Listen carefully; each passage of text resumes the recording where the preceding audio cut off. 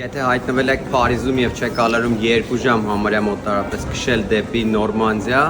այնտեղ դուք կգտնեք մի քաղաք, որ կոչվում է Ռուեն։ Ռուենը դա մի հոյակապ քաղաք է, որտեղ կան շատ գեղեցիկ շենքեր, Նորմանդիայում է, այստեղ շատ իմպրեսիոնիստներ են ապրել եւ ստեղծագործել, բայց